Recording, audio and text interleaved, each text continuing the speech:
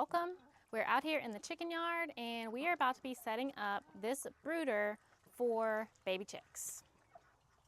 So chicks really are not that difficult. They need a few basic things. They need a heat source. That's really important for baby chicks that don't have any feathers yet. They need a heat source because they can't retain their heat until they're feathered, fully feathered pretty much. So they need a heat source. We use a heat lamp.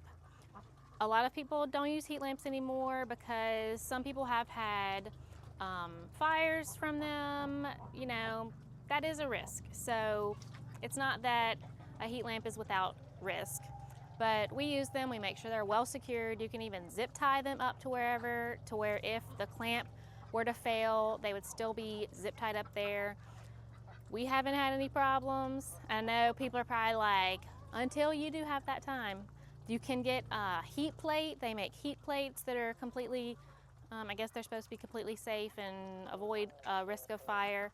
So you can get heat plates.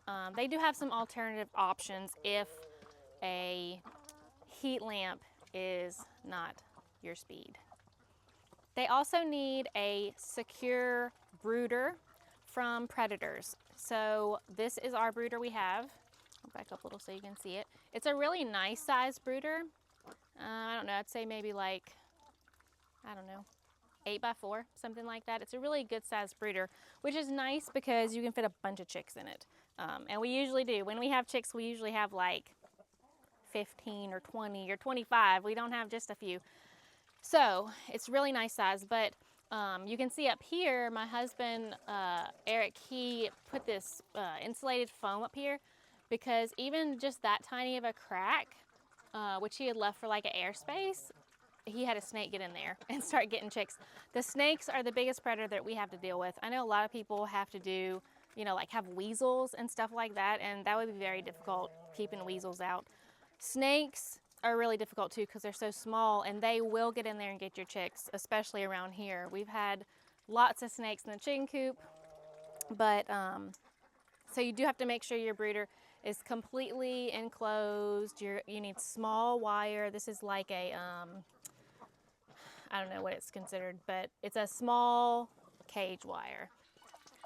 And then they'll need fresh, clean water, fresh food, which we will set that up in a few minutes.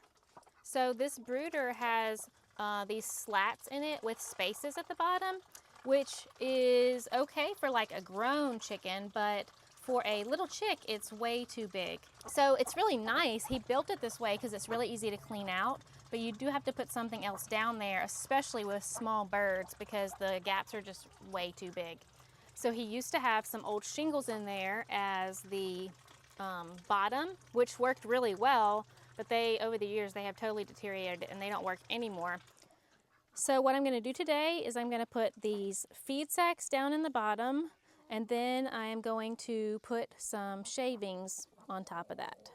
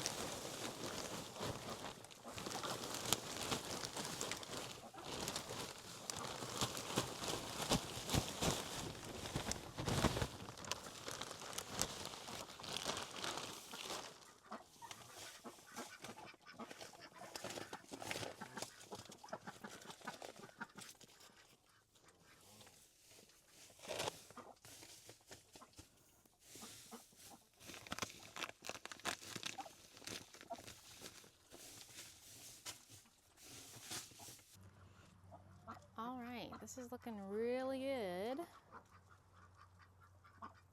And with chickens, the shavings will be not so quick to get disgusting. With ducks, I mean, of course, nothing works with ducks. They're just disgusting. And you can see all the sides of the brooder that we have are this wire. We don't have any solid sides on it, which is really good during the summertime because it gets so hot here. It's got plenty of airflow. But during the wintertime, it can be way too drafty. Now, it's February, and as you can see, it is not cold here at all. It's actually feels like spring. It's pretty crazy. Now, we probably will get cold again because it always does that here. Like a week ago, we had, I think, the record cold ever, like in 200 years. And now we're wearing short sleeves, so go figure. However, when it gets really cold, we do typically put something on at least like two sides of here to give just a windbreak. Usually the north, that's the way the wind blows from. So just wanted to say, if you have a brooder that is all open sides like this and it is getting really cold and windy, especially if you have little chicks, definitely put something in there as a windbreak, because they, even with brooder lights and a heat plate or whatever kind of warm heat source you have in there, they still will get too cold if they're really small. Now our chicks are really tiny. They're like 4 or 5 days old, something like that. I hatched them out of my incubator. So this brooder is really too big at this time for how small they are. So I'm gonna divide it to where they can only stay on one side. It helps because they're so tiny, sometimes they'll get away from the heat source and they won't find it. It wouldn't really probably be an issue right now as warm as it is, but if it's actually cold and they do that, they don't make it anytime. And bonus tip, if you're getting chicks in the wintertime, especially if you live somewhere where it's a really cold winter, I recommend getting 2 heat lamps. If your brooder is big enough for it and it wouldn't overheat them, I recommend getting 2, because if your brooder's outside and it's really cold, one of these goes out during the night, your little baby chicks will die. Guarantee you they will die. If you have 2, one goes out, they'll still have the heat source here and they'll be okay.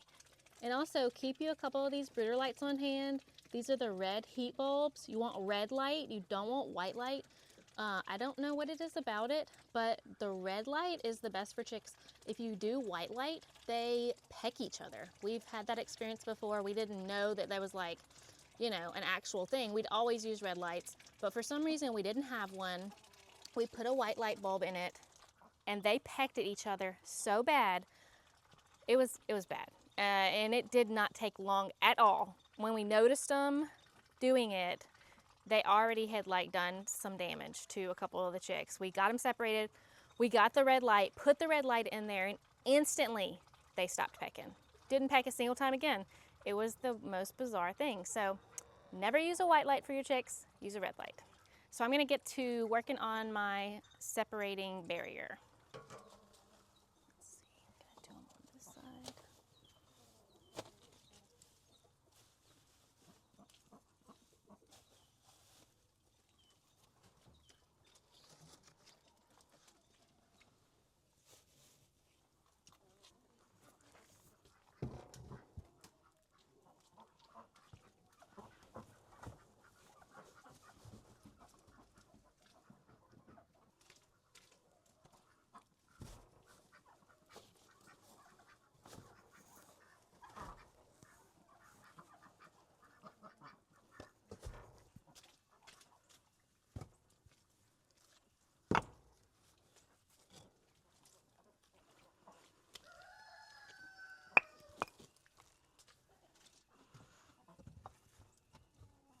All right, so this is what we have so far.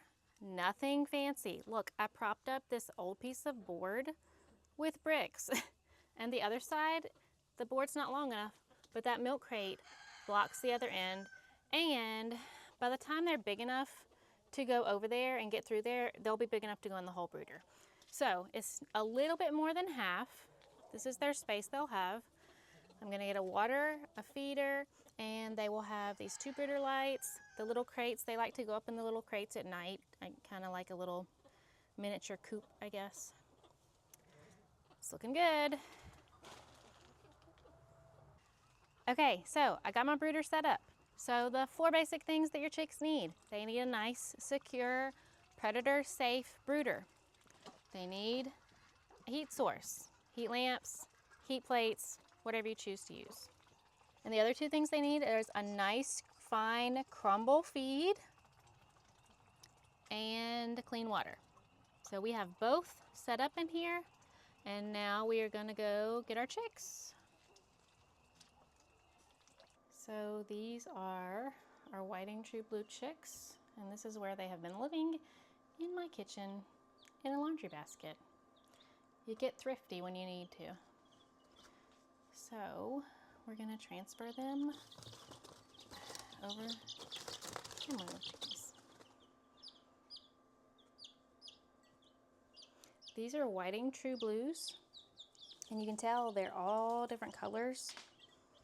There's no breed standard as far as color goes for whiting true blues. They can be any color, any feather pattern, which is pretty fun because you never know what you're going to get.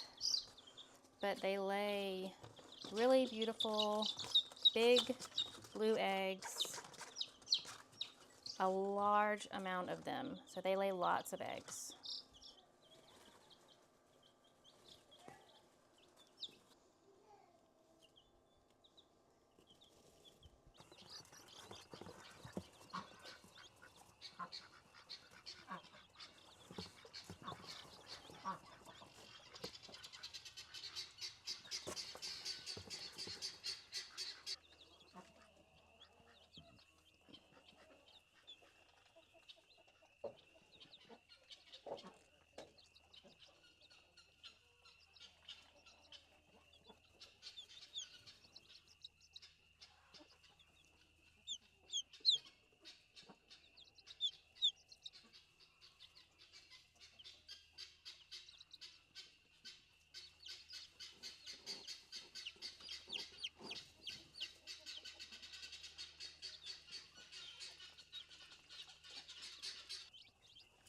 So I hope you enjoyed this and that it was helpful. If you are getting your first set of chicks, the 4 basic things they need is a safe brooder that's protected from predators, a heat source, fresh water, and food that's small enough for them to eat, a fine crumble food. And you should have successful chick brooding and thriving little baby chicks. It doesn't have to be expensive. You don't have to spend a ton of money, and it doesn't have to be perfect. Like, they don't care. They'll do fine even if it's not Instagram worthy.